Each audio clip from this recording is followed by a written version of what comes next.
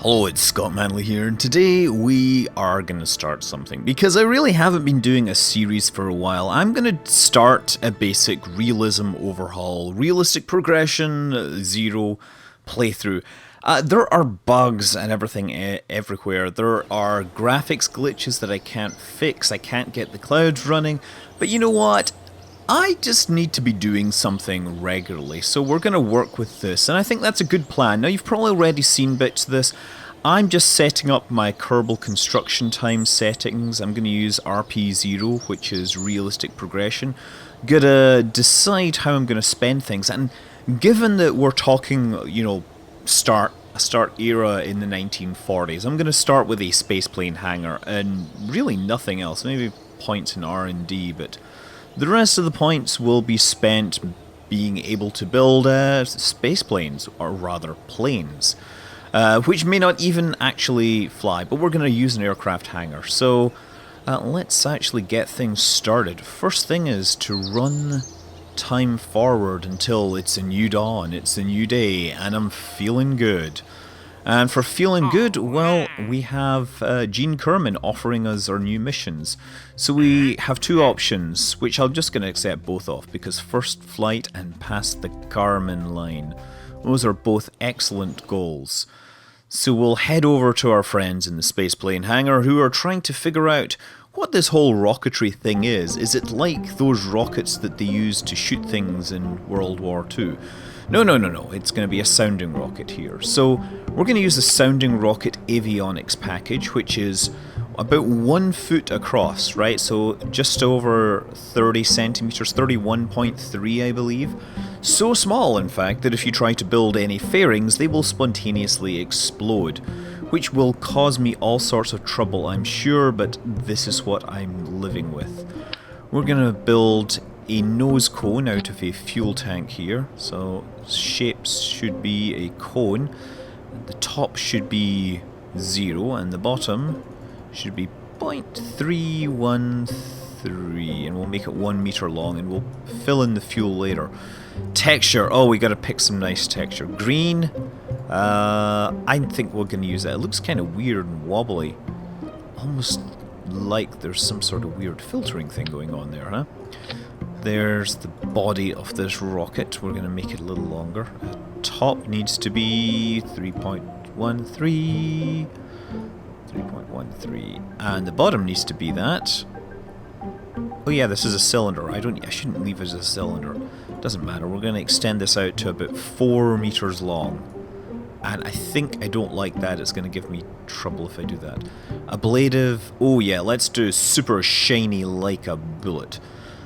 This one is going to run with the Aerobee Sustainer engine, which is, of course, the engine used in the Aerobee rockets, right? They used aniline, furfuryl alcohol, and red fuming nitric acid, I believe, for their fuel. Furfuryl alcohol was popular as a rocket fuel because when you combined it with nitric acid, it was hypergolic, meaning that if you mix the two, they would explode spontaneously. And that's actually, things exploding spontaneously in real life is generally not what you want to have happen, but when you're building rockets, things that spontaneously implode or explode are actually a good, very useful property. Finally, we're going to stick the Tiny Tim booster on the bottom here. It's just going to get us off the launch pad. It's going to give us a serious kick at launch time, let the rest of this thing carry us forward, and we're going to put some fins around this near the bottom. Right now we're not collecting science, we're just trying to make sure that we can build a rocket, because every time I try to build rockets, things go wrong. Radial and three-way symmetry, that's what we want. Are those big enough? Oh sure, let's go with that. Now, I could actually do a little trick here. I am going to shrink these down a bit. I'm going to make them like 70% scale, but then I'm going to use the rotate function to give a very slight spin here. Just a little, so the airflow over these will hopefully keep the rocket spin stabilized. And then the whole thing we're going to grab and rotate into the upright position, ready for launch. Obviously this is very confusing to people that work with aircraft, but this is a new generation. People that need to think in a dimension that is side or vertical rather than horizontal. Now, when you build these things, one of the important things to realize that this engine here, under Realism Overhaul, is subject to problems with fuel flow. And let's see, we haven't got all these filled up. Yep. So this fuel needs to flow downwards into this engine. So you actually want the engine to be started when you still have acceleration on this. So I'm just going to start these both simultaneously. This engine will fire, but that doesn't matter because this thing will be vastly more powerful. Okay, so we're going to call this Soundwave 1. Soundwave 1. Soundwave. Soundwave 1.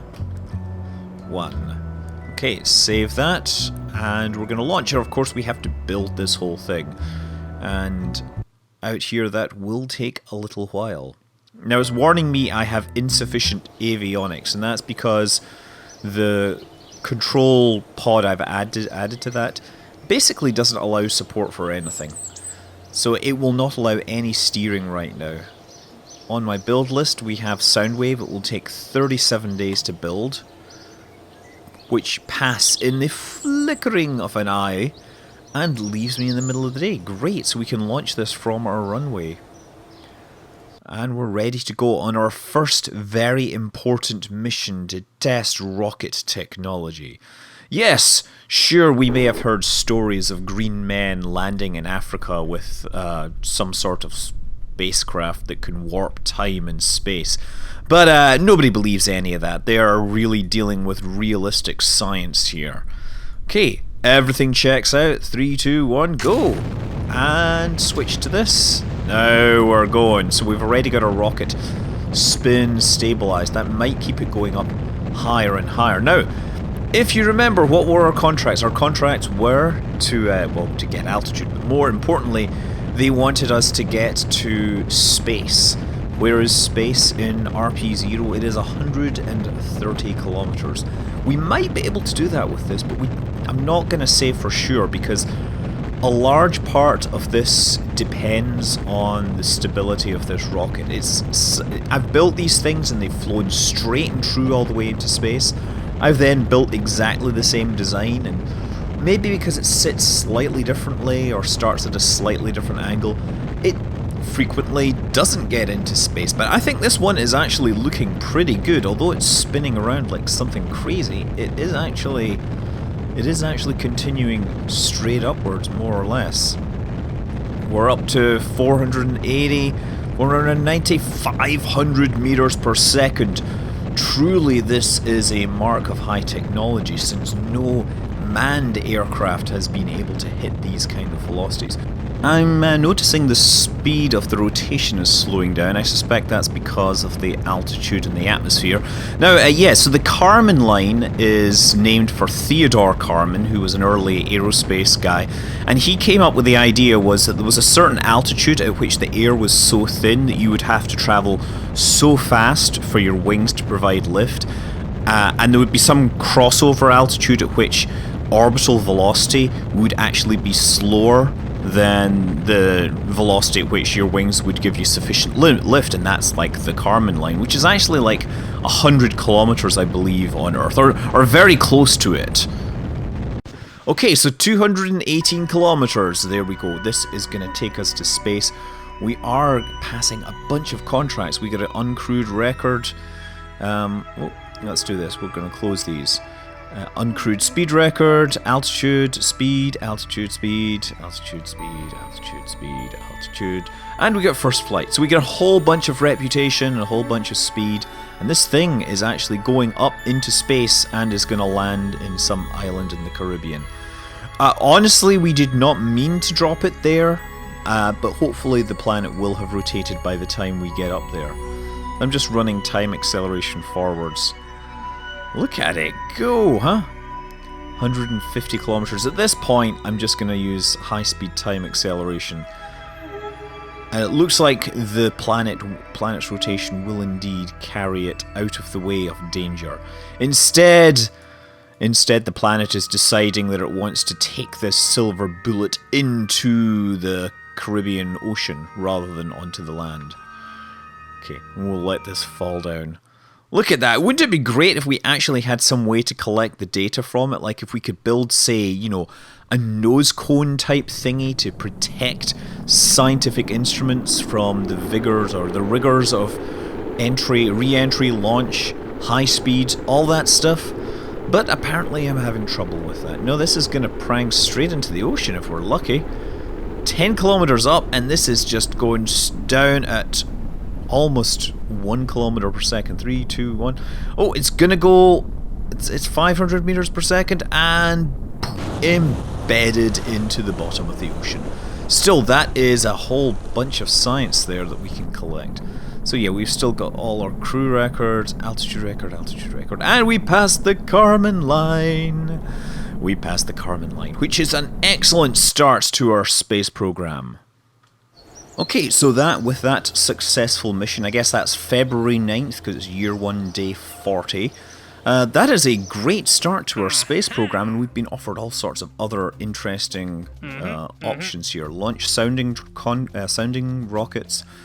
Okay, we have design and build a crewed aircraft, not a rocket, to maintain 3668 meters for 3 minutes and then return home safely. And we also have break the sound barrier. Well, okay, so I think we're going to try and build an aircraft which manages this, because that will be quite important, because we can actually put scientific instruments on it, and we need scientific instruments to unlock the bigger parts that we're going to need to build bigger parts that we can actually carry into space.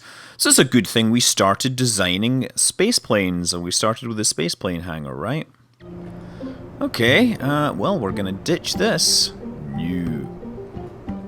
Now, the only manned capsule we have right now is the Bonanza, which is terribly ill-designed for this, but we're going to have to work with it. The only engine we have is the Derwent, which is, I believe, based as there was a Rolls-Royce engine of that name in that era. Obviously, to run it, we're going to need some fuel, and we're going to need air intakes. Ah, there we go. That's going to work.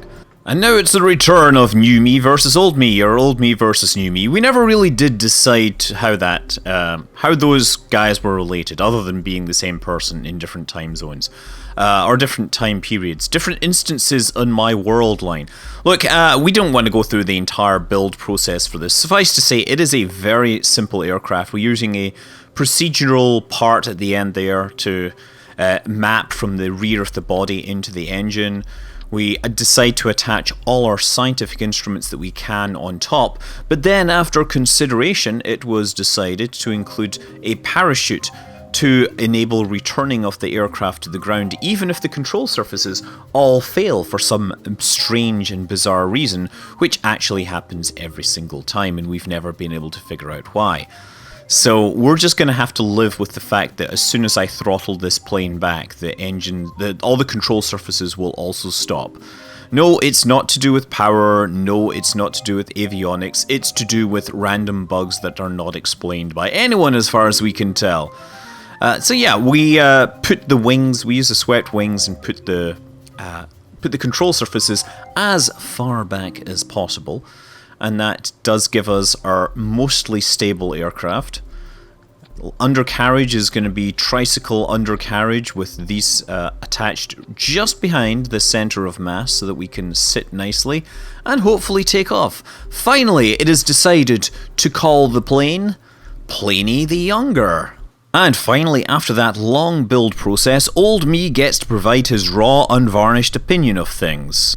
And it's on all three wheels, which is an excellent start. At least I was able to balance it around its center of mass, and the engine starts, it throttles up, and we can take a look at our pilot, Vadim Grekov, a very un-Kerbal name. I suspect he's a spy with a name like that. Oh wait, no, this is just Realism Overhaul giving the pilots realistic names while keeping unrealistic skin tones for, you know, Russians in the 1950s. Okay, so we're able to fly, And now, because we're airborne, this is a good time for us to actually consider doing science. We do have a bit of oscillation on those wings there, but I think other than that, yeah, we're pretty good. Let's log the pressure data. Fascinating. Let's keep that. Not the parachute. Oh, yeah, we could actually do telemetry on the Bonanza cabin. So obviously sending us really important information. The biological samples are loving their walkabout day, getting their chance to stretch their wings, as long as they don't actually leave the thing. Okay, the crew is reporting their information, and I think need to get the thermometer. Yes, log temperature. Yes, okay. Averaging a 260 Kelvin, which is kind of chilly, isn't it? Okay. So, we have to maintain an altitude of 3668 to 4668, and we have to do it for 3 minutes. So, I think we're actually going to easily make it to that altitude. We certainly have enough thrust. The engine is running a little hot, but it's been stable at 100% thrust, so I'm hoping this will be fine. I mean, maybe this is a realism overhaul thing and the engine will get hotter and hotter until it eventually fails after it's been running for 20 hours. Which, 20 hours was the original kind of lifetime of an engine before it needed to get torn down and rebuilt. A jet engine. I'm seeing the moon up here. I wonder if the moon is in approximately the right location. Yeah, I guess that's where it is. That's what I'm seeing. You might notice that all those orbits are not inclined in the same way as you would see them in regular Kerbal Space Program. That's because Realism Overhaul really wants to model the axial tilt of the Earth with respect to the plane of the planets, and also with respect to the plane of the Moon's orbit. You see, the Sun's axial, the North Pole of the Sun is angled at like 27 degrees or 23 degrees, sorry, to the Sun, right? And that's why we have seasons, right? But, well, you can't do that in Kerbal Space Program for various technical reasons, so instead you angle the orbits by that amount with respect to the Sun, or with respect to the orbit. And that way you get it. Okay, so I've noticed that I'm at the correct altitude, and I just need to make sure I maintain this altitude for 3 minutes, while I try to fill 3 minutes with tales of great fascination that will entrance you. I don't know, if I can fill 3 minutes with something, I'll be happy. Yeah, actually, so Kerbal Space Program does not model axial tilt on any object. It's basically Moo explained all sorts of complicated things that you have to do when you start dealing with it. Essentially, every space, you know, as in world space, you have to start translating the axes, and that means translating everything as you switch between them, and it just gets lots complicated, and there's all sorts of room for errors. It's not that it's too difficult, it's that there's so many other things he would prefer to be doing first, as I understand it. So instead, Realism Overhaul uses, you know, models the axis of the Earth by inclining the orbits. Now that does mean that the axis of rotation of all the other planets is wrong, but guess what? You spend more time taking off from Earth than you do orbiting other planets. So getting Earth right is kind of the top priority, and if you could get the other ones right, or since you can't get the other ones right, that's fine because you spend less time there. Okay, so have I got... Oh, I think I may have managed my 3 minutes. Have I really done this for 3 minutes? You know what? I suspect that that is actually 3 seconds, and I've just been completely misreading this. So instead of hours, minutes, and seconds, that's minutes, seconds, and milliseconds. So I'm just going to actually fly up to 5 kilometers. I didn't need to be making all those, you know, time-filling comments about axial tilts and things like that, and calling out Moo for, you know, doing things that he actually enjoys. Yeah, I'm going to set this up so I'm past 5 kilometers. There, I've got the crude altitude record for 5 kilometers, and that is crude as in has a crew on board, not a crude construction, because this is a very crude aircraft, but it is a crude aircraft which is also crude. In fact, it could be very crude. in more than one way. I've only got a single crew on it, so it's not as crude as it could be. Oh, isn't English wonderful? Just coming this down in a dive, seeing if I can set a speed record here. I don't think so, because that engine is pretty much going to lose power, and I need to pull out of the dive. Now, here is going to come a tricky part, because we have a persistent bug which says, or which decides that when I throttle back this engine, yep, there we go. Pretty much I lose control of the space aircraft. Those flaps are just stuck in that orientation, and there's nothing I can do except throttle back up to get control. So parachute away, and hopefully this thing will land safely on the ground. I am kind of finding the way that it is nosediving towards the ground rather disconcerting, but the parachute deploying on cue is all the validation I need for this plan. Yes, Vadim Grikov or whatever, he's not going to be able to land it, but he is going to be able to parachute it safely to the ground. I'm hoping that if I play this longer that I'm not going to have the same throttling issues for other engines.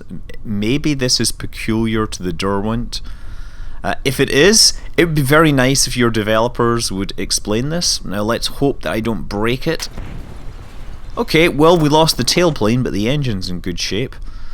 And it's not letting me recover it. Great! It's also not letting me lock the brakes. That's nice. No brakes, no brakes. I suspect the brakes are also locked up because of the control locking, so maybe it, paradoxically, if I throttle to 100%, then the brakes will come on. Nope, that's not going to work. Okay, so, this is great. How do I actually get out of this to stop it? I'm gonna EVA him, because if I let him go into the ground, as long as he doesn't get crushed, okay, he'll be able to stand up, and I shall be able to recover the vessel. Yes, there. And now, we have him. I'll be able to go to the space center, the tracking station, and recover the actual aircraft. Actually, I don't even need to go to the tracking station, because I can recover it from here. Recover Planey the Younger, and get all the science, get all the contracts, and yes, 350. So we've completed that, and now we have a ton of science. Well, we have 14 science units. So first thing to do is research supersonic flight. That's an important one, and that gives us access to, we have 4 different things. We have science, all sorts of science tools, which would be nice, or we have engines, which might be even better, and there's construction, which I think is mostly fuel tanks. So given that I can actually get fuel tanks of practically any shape using procedural tanks, it seems that early orbital stuff is the way to go. And if I can build a wider rocket, then perhaps I can get around the fairing bug that I'm encountering. Yeah, you know, it'd be nice to have the extra science, but I'm definitely going this way. Okay, so that will take some time to be researched, thanks to Kerbal construction time. What? 1824 days? Well, I'm not going to do this in real time, you'll be glad to know, but this will have to wait until part 2. Until then, I'm Scott Manley. Fly safe.